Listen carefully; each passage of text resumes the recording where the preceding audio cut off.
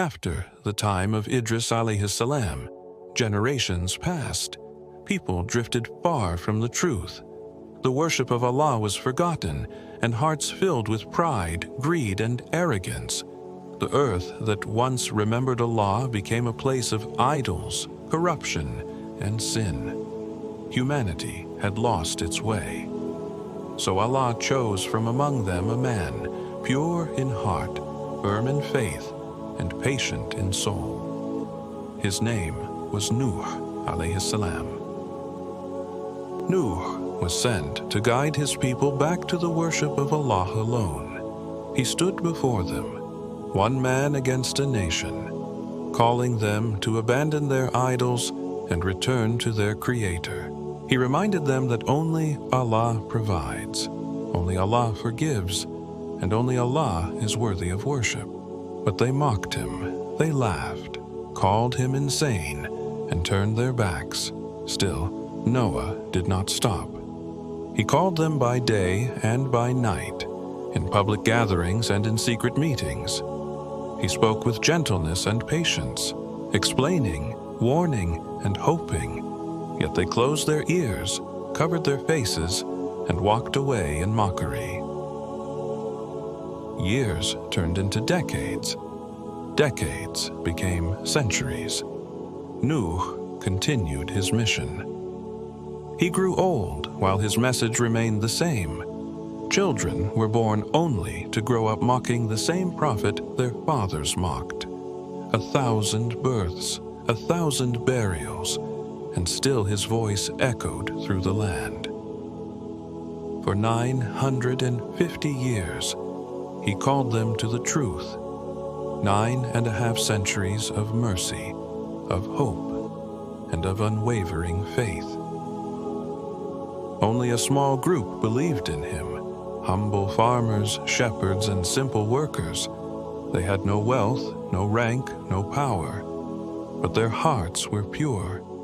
When they heard the truth, they felt it and believed. The leaders looked down on them. "How can we follow a man," they said, "whose followers are the lowest among us?" To them, faith was beneath their dignity.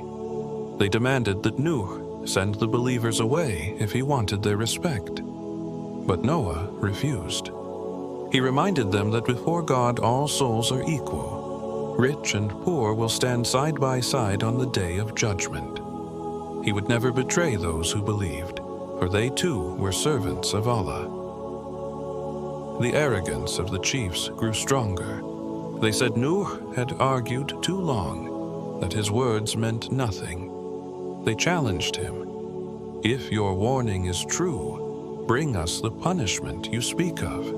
But Noah wished not for their destruction, only for their guidance. Even when they insulted him, he prayed for them. Even when they threatened him, he hoped for their repentance. He looked at them and thought, perhaps tomorrow they will see what they refuse to see today. But tomorrow never came.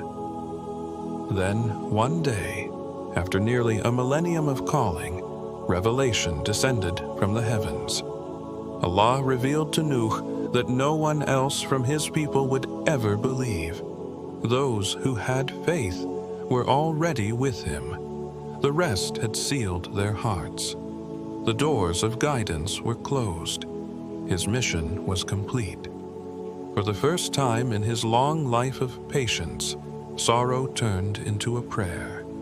He raised his hands to the sky and asked his Lord to cleanse the earth of those who spread corruption, for they would never allow their children to grow in faith.